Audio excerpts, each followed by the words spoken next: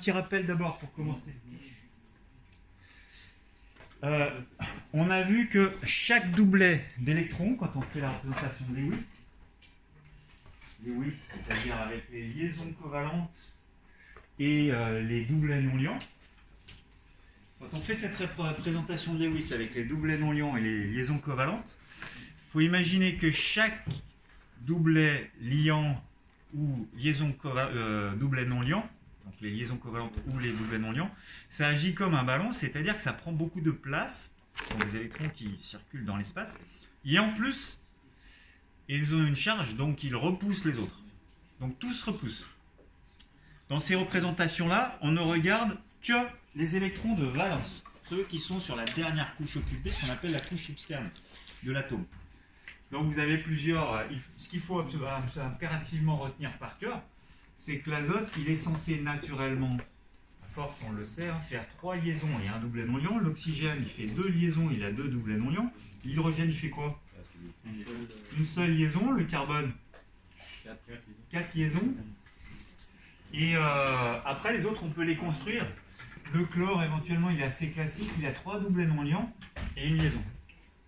Chacun d'entre eux, quand on les regarde tels quels, on peut vérifier qu'ils respectent tous la règle de l'octet, excepté l'hydrogène qui ne respecte que la règle du duet. C'est-à-dire qu'en fait, ils se sont débrouillés pour qu'autour de leur noyau, il y ait 2 électrons qui tournent pour l'hydrogène, et pour les autres, c'est 8 électrons sur leur couche externe. Donc, règle de l'octet. Et lui, c'est la règle du duet.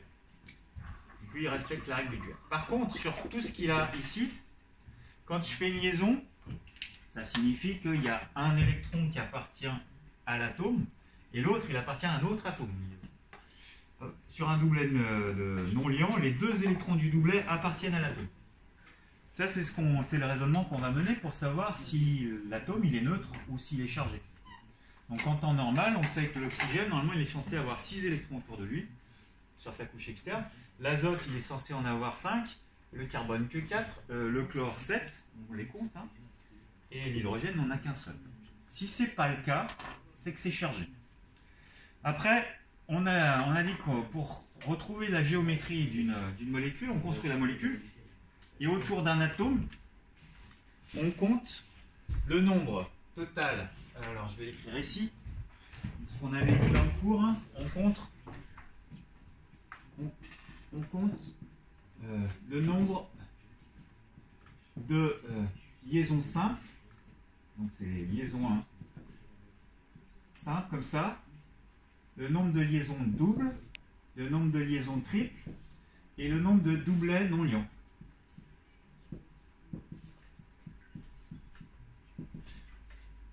Donc c'est un doublet comme ça. On compte tout ça autour d'un atome.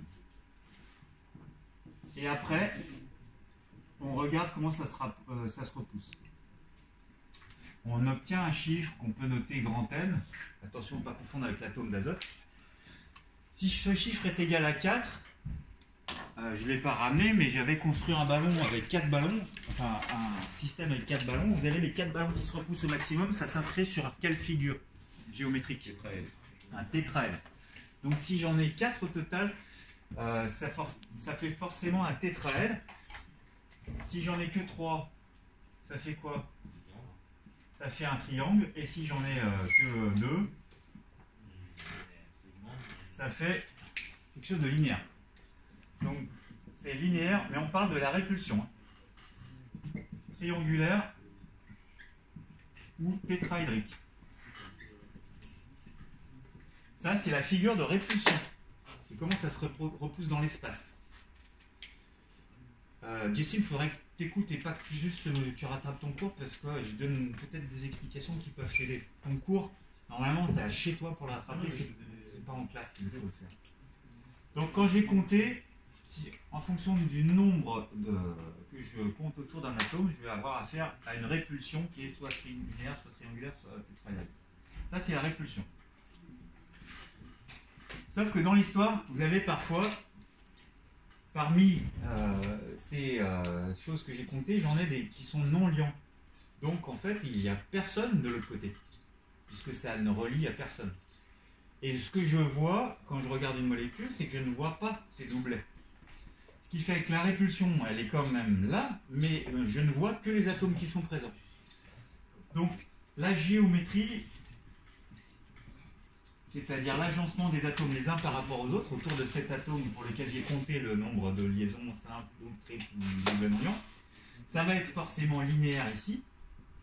Je ne vais pas avoir de cas particulier, parce que si j'ai un doublet non-liant, je ne parlerai pas de géométrie.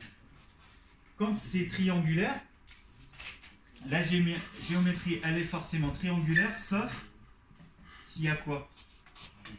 S'il y a un doublet non-liant, parmi les trois qui sont là, et ben, il va rester qu'une partie d'un triangle. Un triangle, c'est comme ça, hein. Je vais avoir un atome X comme ça. Si je cache ça et que j'ai un doublet non-liant à la place, bah, ça me fait une forme qui est comment? Coudée. Donc si j'ai un non-liant parmi les trois, bah, la géométrie, qui est triangulaire à la base, à la répulsion, ce que je vais voir, c'est juste un coude. Et enfin, dernier cas, et là j'ai trois cas de figure, hein. C'est tétraédrique, la géométrie ici, les quatre liaisons sont réelles. Si j'ai un non-liant, ça va donner quoi? Pyramidal. Et si j'ai deux non-liants, c'est coudé. Ça, il faut le retrouver facilement. Et on va voir que ça va avoir un lien avec la dissolution, parce qu'il faut savoir comment sont agencées les molécules, pour savoir si une molécule elle est dite polaire. On va le voir plus tard. Alors, on va faire ça rapidement. Établir le schéma de Lewis des molécules suivantes. Le silane, si je regarde le silane, le silicium, il doit être comparable au carbone. Il doit faire 4 liaisons, le silicium, comme le carbone. Alors je ne vais pas le détailler, je vais le détailler dans la correction sans doute. Le silicium, voilà sa structure électronique. Donc il fait combien de liaisons? 4. Est-ce qu'il a des doublets non-liants? Non, parce que les 4 de ces électrons valence vont servir à faire des liaisons. Donc 4 liaisons, il aura 0 doublet non-liant. Ce qui fait que le silicium, il est comme le carbone, il y a SI au centre et il y a 4 bras. Ouais.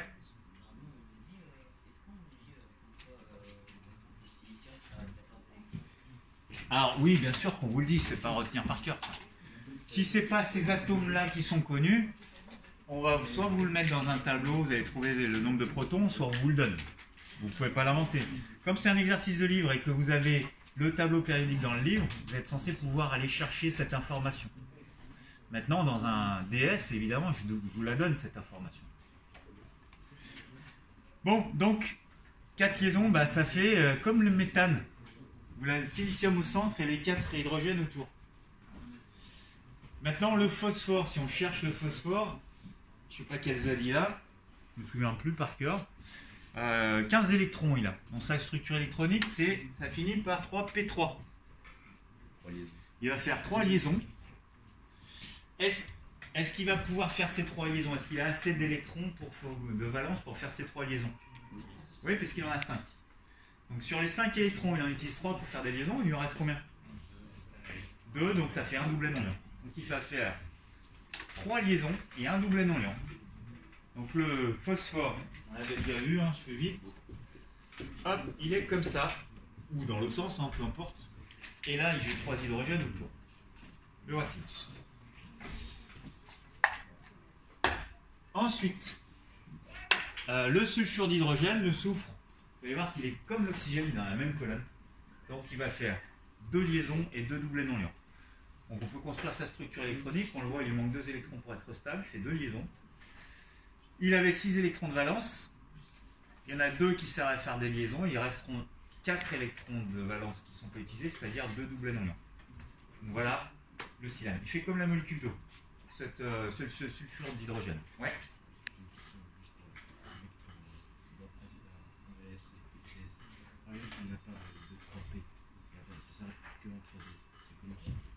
Si on n'a pas le 3P, c'est-à-dire ça va pas jusqu'au 3P. Si ça s'arrête au 3S2. Alors écoutez la question, si jamais ça s'arrête au 3S2, c'est-à-dire 6, 7, 8, 9, 10, 11, 12. 12, on va chercher de quel élément il s'agit, comme ça au moins ça sera très concret. Celui qui a le numéro Z égale 12, c'est le magnésium. Mg. Donc il pose la question, un élève, pour pas voit sur la vidéo. Il dit qu'est-ce qui se passe si jamais ça finit que par 3s2. C'est le cas, j'ai dit, duquel magnésium. Mg, sa structure électronique, c'est 1s2, 2s2, 2p6, 3s2. Et ça s'arrête là. De toute façon, quand je fais des molécules, je ne peux que gagner des électrons supplémentaires sur ma couche. Une liaison, ça ne fait pas perdre des électrons. Donc le magnésium, ce qu'il a tendance à faire en général, c'est plutôt se transformer en ion. Donc il perd ses 2 électrons et il est sous forme de Mg2+. Mais il peut lui arriver, si la personne à qui donner les électrons, de former des liaisons. Dans ce cas-là, il est censé en faire combien des liaisons? En gros, pour être stable, il aurait besoin d'en faire combien? Il aurait besoin d'en faire 6. S'il lui manque 6 électrons pour respecter la règle de l'octet, il aurait 2 sur sa couche externe. Il faudrait qu'il fasse 6 liaisons, sauf qu'il n'a que 2 électrons externes. Donc il va en faire combien? Que 2. Voilà comment il... Ah, c'est Mg. Voilà comment il est. Mais pour respecter de la règle de l'octet, est-ce que ça fonctionne ça? Donc pour dire qu'il manque 2 doublets non liants, on va faire quoi sur cette représentation? 2 lacunes électroniques. Voilà. Ça répond à ta question, Yes? Donc on peut, c'est pas l'idéal pour lui parce qu'on constate qu'il ne respecte pas la règle de l'octet, mais ça peut arriver qu'il fasse un échange comme ça avec de l'hydrogène, par exemple MgH2. C'est possible. Allez, on avance un peu. Comment se positionnent les doublets d'électrons dans les molécules? En gros, les doublets d'électrons, qu'est-ce qu'ils font entre eux? Ils s'attirent, ils se repoussent? Ils se repoussent, donc ils se positionnent le plus loin les uns des autres. Donc pour la molécule, alors nous on va parler de la répulsion. Pour la première molécule, la répulsion des électrons, elle va être comment? Tétraédrique, puisqu'on compte 4 liaisons simples. Pour la deuxième molécule, je vais poser la question à Ismaël. Pour la deuxième molécule, ça va se repousser comment? Ça, les électrons. Comment ça se repousse? Alors, il faut que tu sois connecté avec la correction, là, parce que tu parles depuis le début. Je ne sais pas si tu donnes des explications à Jean ou quoi. Il faudra suivre ce qu'on est en train de faire. Combien tu comptes de N, là? Il y a combien de... Quand je cherche le nombre de liaisons, de doublets non liants, tout ça, il y en a combien? Non, il y en a 4. Il y a 3 liaisons, plus un doublet non liant. Et 4, ça se repousse comment? C'est tétraédrique, 4. La répulsion des doublets. Hein. Donc c'est tétraédrique. Là, on parle que de la répulsion des électrons. Voilà la question. Comment se positionnent les doublets, liants ou non liants? Donc là, c'est tétraédrique aussi. On finit avec celui-là. C'est comment la répulsion? Tétraédrique encore. 2 simples, 2 non liants, ça fait 4, c'est tétraédrique. Maintenant, je m'intéresse à la géométrie. Donc, pour le moment, j'étais sur cette ligne-là, et j'étais que sur cette case. Maintenant, la géométrie. Qu'est-ce que je peux dire de cette géométrie-là? C'est pas coudé? Tétraédrique. Alors, on parle de la répulsion pour l'instant. Ça va être coudé quand je vais parler de la géométrie. Il faut distinguer les deux. Là, je suis sur la répulsion des électrons. Donc, visible ou invisible, ils se repoussent tous. Donc ça, c'est comment la géométrie maintenant? Ouais, tétraédrique, très bien. Pour celle-là, ouais. Pyramidale, parce que c'est un tétraèdre auquel j'ai enlevé un des sommets. Et bien ça me fait une pyramide. J'ai plus que le bas. Et le dernier, il est coudé, c'est un tétraèdre auquel j'ai enlevé 2 sommets, ben je ne vois plus qu'un seul angle. Donc c'est coudé. Alors, l'aide d'un logiciel, ça, on ne va pas le faire. On va passer au vin après. Donc ça, impérativement, savoir faire.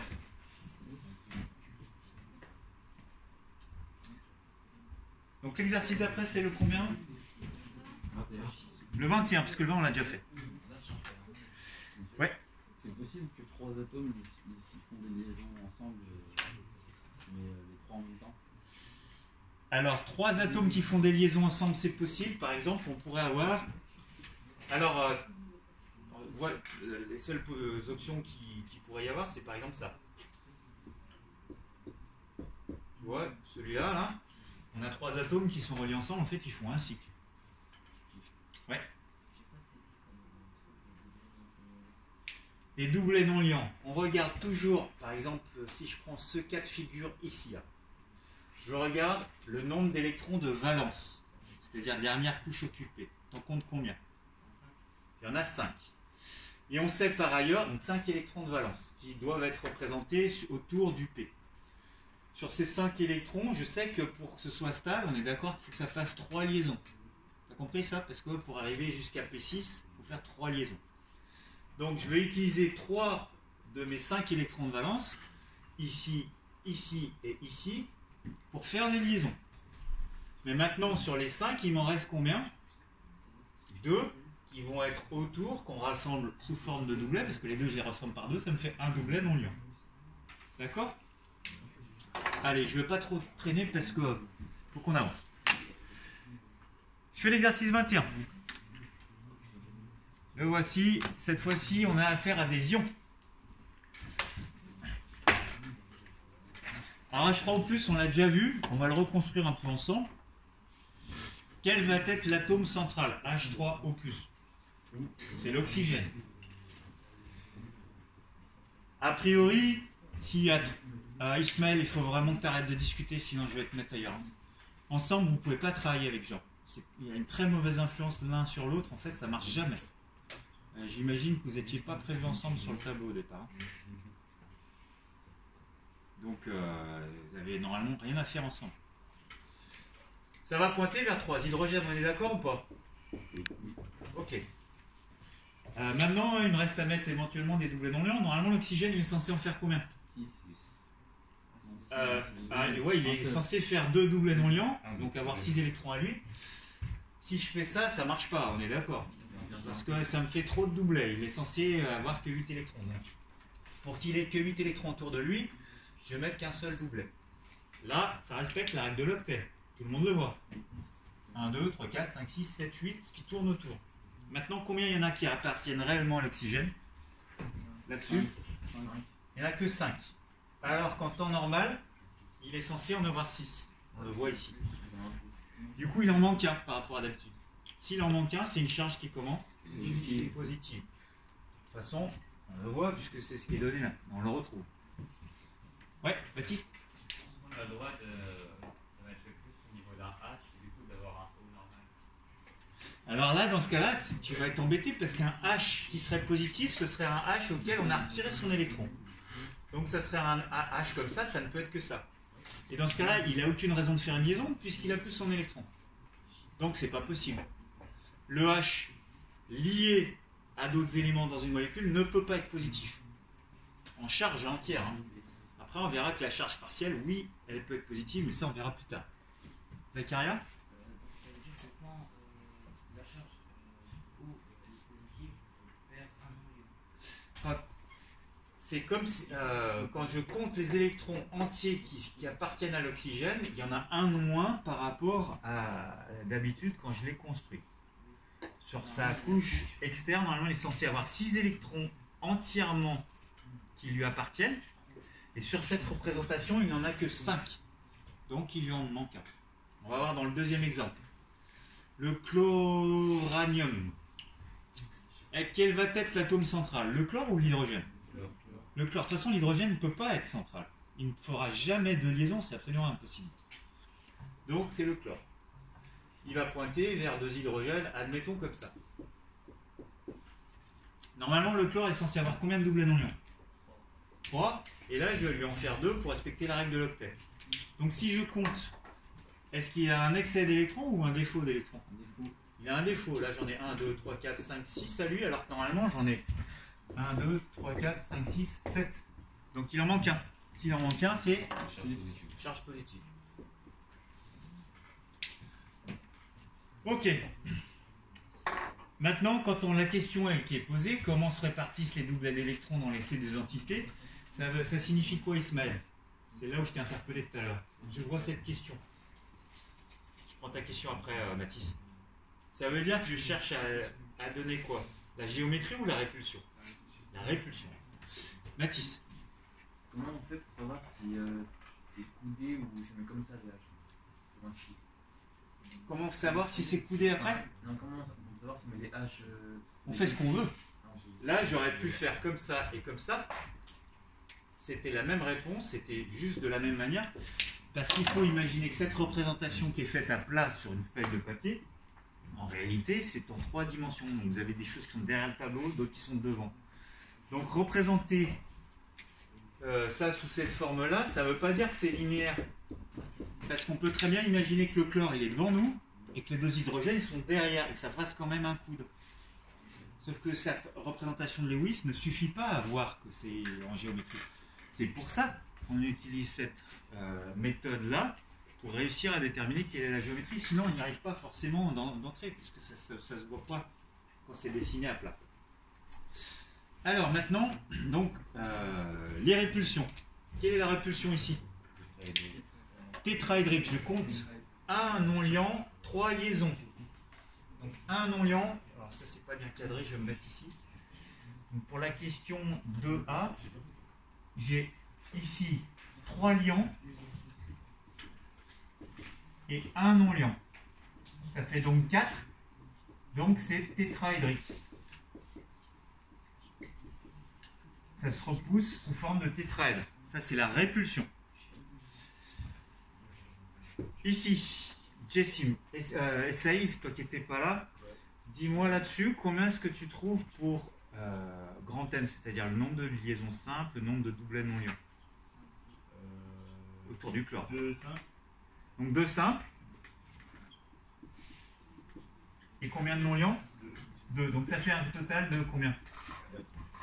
Ça fait 4 au total. Du coup, ça va se repousser comment, ces électrons? Sous forme de tétraèdre. 1 au sommet, puis 3 sur une base de pyramide. Donc tétraédrique encore une fois. Celui-là, je l'efface, il n'est pas dans l'énoncé.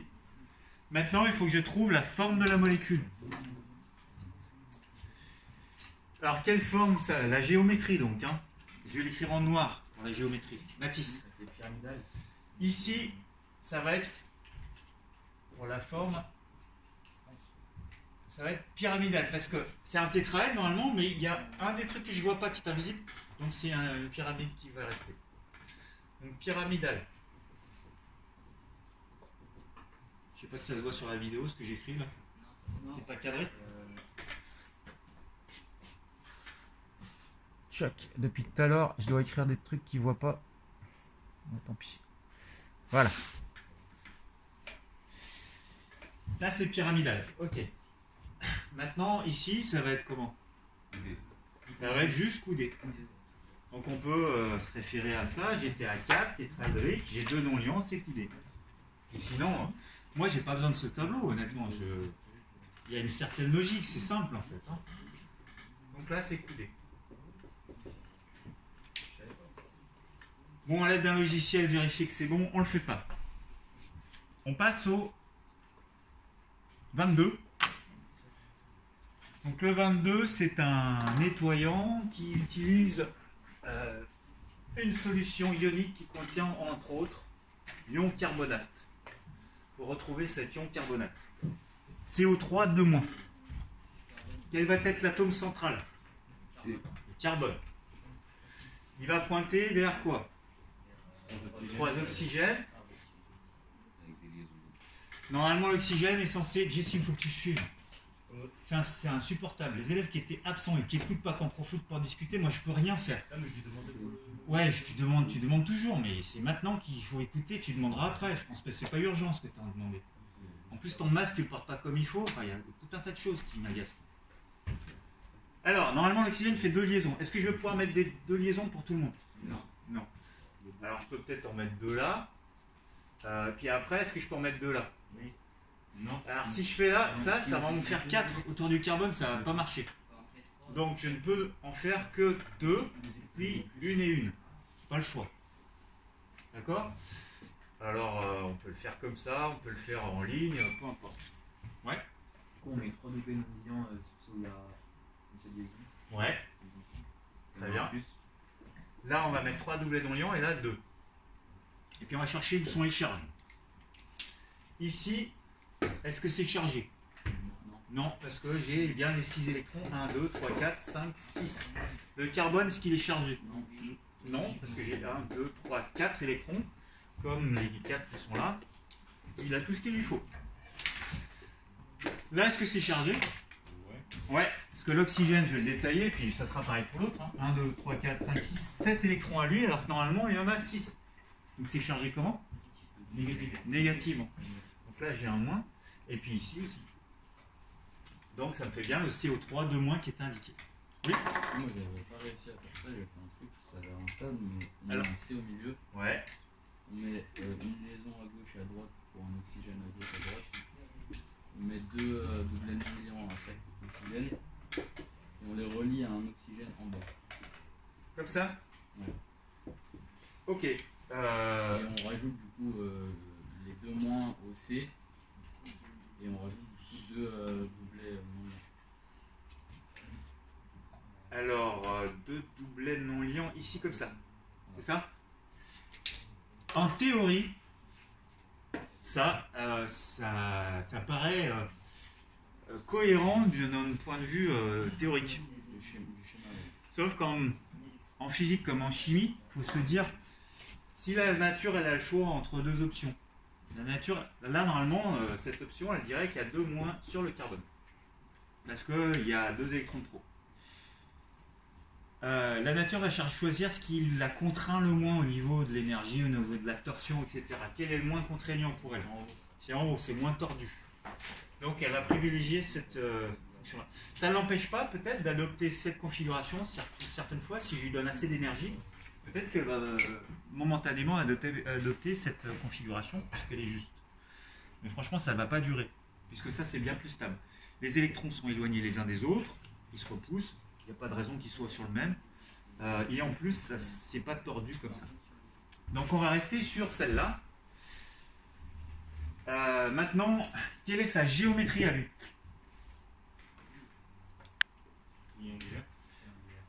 Triangulaire. Alors on va détailler. On compte quoi quand on fait le décompte? 2 liaisons simples. 2 liaisons simples. Et une double liaison. Une double. Et c'est tout. Et 0 non liant.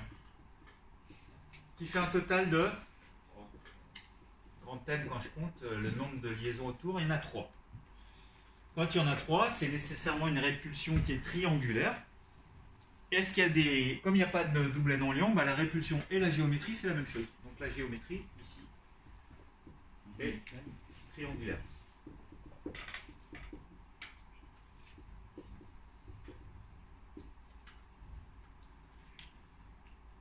Encore une fois, vérifier avec un logiciel, c'est pas la peine. Là, on le fait pas.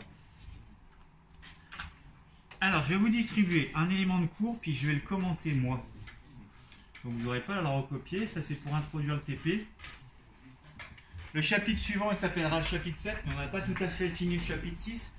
Il faut que dans le chapitre 6, on puisse comprendre, grâce à la géométrie des molécules, que...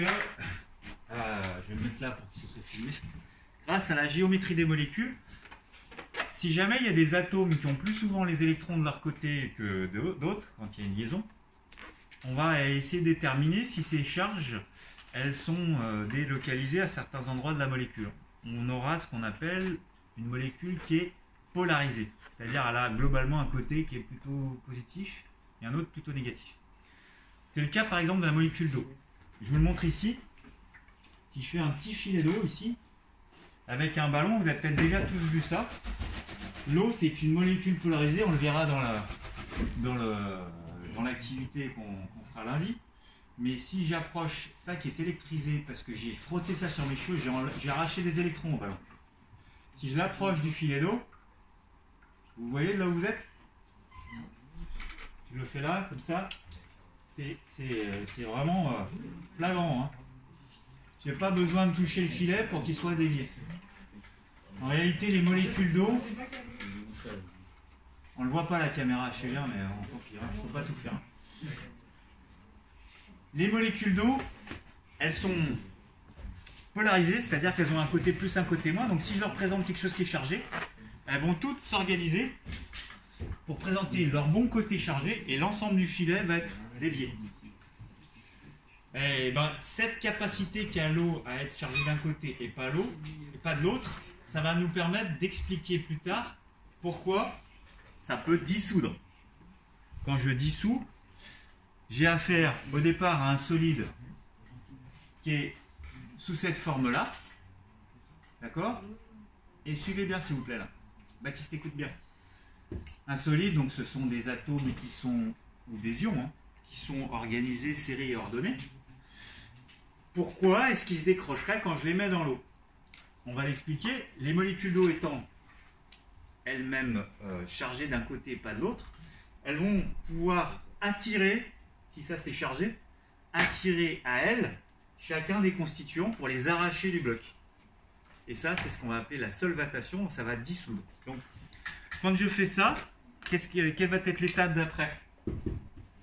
Qu'est-ce qui va se passer à mon solide que je mets dans l'eau une fois que j'ai attendu que ce soit complètement dissous? Qu'est-ce qu'on peut dire de chaque constituant? Les verts et les rouges, qui sont des ions dans un solide, Ils vont se séparer. ils vont se séparer et puis se répartir de façon homogène dans l'ensemble du liquide. Je vous le donne le cours après. Hein. D'accord? Ça, il est où mon cours? Petite feuille polycopier. Allez là. Donc ça, il faut toujours avoir ça à l'esprit. Une dissolution, c'est ce dessin-là. Sauf que autour de chaque petite particule colorée qui est dans l'eau, en fait, il y a des molécules d'eau qui encerclent, on le verra dans le cours, qui sont en train de les encercler et qui les ont retirés de leurs voisins. Maintenant, il va falloir déterminer ce que c'est qu'une équation de dissolution. Allez, je fais tout le cours, quoique je vais vous le donner, comme ça vous pouvez mettre des annotations. Tu peux distribuer, s'il te plaît?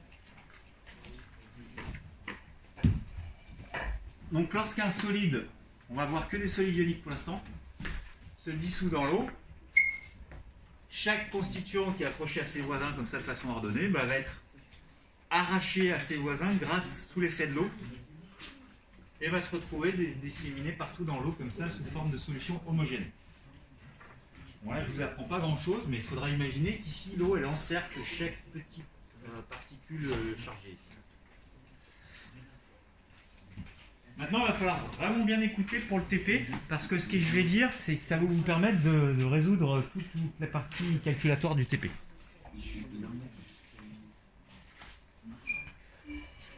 Alors, maintenant, écoutez très très attentivement, parce que ça, vous le savez déjà. Hein.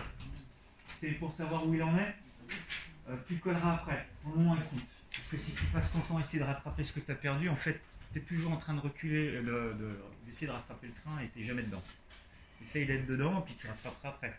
Tu ne colles pas tout de suite. Alors, si je reprends cette image de dissolution, je vais essayer de la traduire sous forme d'équation. Une équation en chimie, hein, vous avez déjà vu, c'est deux réactifs, on l'a déjà fait avec le tableau d'avancement qui donne des produits. Ben pour une dissolution, cette équation, c'est toujours un peu la même équation.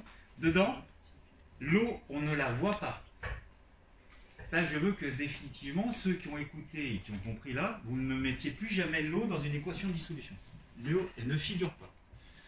Donc c'est une équation qui indique dans quelle proportion est-ce qu'on va retrouver chacun des ions ou d'autres espèces hein, qui se sont décrochés de leurs voisins. Si je prends un exemple.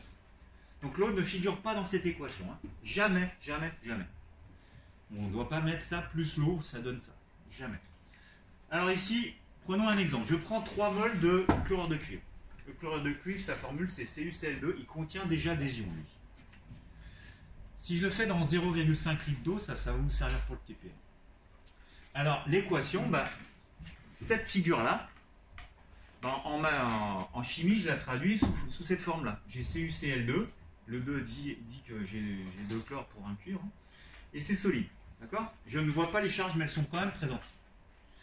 Et puis ensuite, je vais l'écrire comment après, derrière? Qu'est-ce qui va se dégager de tout ça? Cu2+, et 2Cl-. D'accord? Parce que j'ai 2 chlores qui vont se dégager ici pour un cuivre.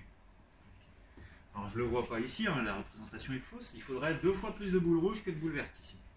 D'accord? Donc ça, c'est les ions que j'obtiens qui sont solvatés, c'est-à-dire qui sont cernés par des molécules d'eau, mais je ne vois pas l'eau dans cette équation, elle n'y est pas. Donc j'ai un solide, ça se sépare, j'obtiens des trucs qui sont aqueux. C'est ça une équation de dissolution. Quand c'est solide, après ça pourrait être une dissolution gazeuse, j'ai un gaz, et puis ça donne quelque chose qui est aqueux, ça marche aussi. Bon, remarque, après dissolution, il y a 2 fois plus d'ions chlorure que d'ions cuivre. Ça va être super important quand on va parler des concentrations. Parce qu'on va distinguer 3 types de concentrations. La concentration du soluté apporté au départ et la concentration effective de chacun des ions à la fin. On va voir. Donc, de quel type de concentration on va parler dans une solution? Et on va l'évoquer aujourd'hui. On distingue 2 types de concentration en mol, en mol par litre, dans une solution. D'abord, la concentration en soluté apportée. C'est-à-dire, admettons, tout à l'heure j'ai mis combien de mols? 3 mols. Donc j'ai mis 3 mols dans combien de litres d'eau? Dans 0,5. Donc si je cherche la concentration en soluté, c'est-à-dire en chlorure de cuivre apporté, je vais faire 3 mols divisé par 0,5. C'est égal N sur V. Donc 3 mols divisé par 0,5, ça me fait une concentration de soluté de 6 mols par litre. Mais en réalité, cette concentration n'existe pas vraiment, parce que le solide, il n'existe plus, il s'est séparé. Mais c'est pour avoir une idée de ce que j'ai apporté au départ. Après, ça s'est tout dissous. J'obtiens du cuivre et du Cl-. Donc je vais parler des concentrations effectives après dissolution des ions en solution. D'après vous, le cuivre, par rapport à la concentration en soluté, est-ce qu'il va avoir une concentration plus élevée, identique ou plus petite? Les ions Cu2+. Alors je pose la question différemment. J'ai mis 3 mols de ça dans un demi-litre d'eau. À la fin, je récupère combien de mols de ça? 3 mols aussi. Toujours dans un demi-litre d'eau. Donc la concentration du cuivre, elle va être de combien? 6 mols par litre. 6 mols par litre, comme le soluté. Puisque ce bloc-là, à chaque fois que j'en introduis une certaine quantité, j'obtiens autant d'ions cuivre. Même pour le chlore, ça va donner quoi? 2 fois plus, parce qu'on est 2 fois plus. Au lieu d'avoir 3 mols de chlore, à la fin, je vais en avoir 6 mols. 2 fois plus. 6 mols divisé par 0,5, je vais arriver à une concentration qui est 2 fois plus élevée. Donc, ici, on retrouve 3 mols d'ion cuivre après dissolution, donc la concentration en ion cuivre.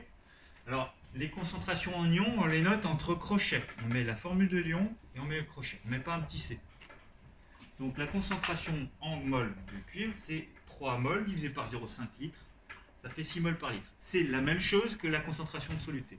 Puisqu'on voit que le coefficient 1 ici, c'est le même ici. Maintenant, pour le cuivre, ça va être quoi? On a dit, on va obtenir 2 fois plus de cuivre, donc 6 mols de chlore, pardon. Et du coup, ça va être 12 mols par litre, c'est-à-dire 2 fois la concentration en soluté. C'est bon? Alors ça va vous être très utile pour le TP, parce que justement, on va s'intéresser à un autre soluté. Il va falloir faire des calculs pour avoir les bonnes concentrations effectives des ions qui vous sont demandées. Donc je vous laisse mettre votre nom là-dessus. Vous avez 1 heure pour déjà rédiger tout le protocole et essayer de faire l'expérience. C'est largement suffisant, normalement 1 heure. On doit avoir fini avant. Après, il y a une question bonus pour les rapides. Si vous voulez vous mettre par 2, encore une fois, je vous laisse la possibilité de le faire. J'arrête. Hop.